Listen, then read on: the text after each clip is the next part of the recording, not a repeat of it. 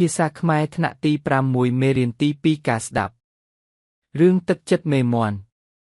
កសិករម្នាក់បានចិញ្ចឹមមេមាន់មួយនិងមេទី1ឲ្យនៅក្នុងទ្រុងជាមួយគ្នាក្រោយមកមេមាន់កើតបានកូន4ចំណែកមេទីកើតបានកូន1ក៏បែកចេញចោលកូនទៅ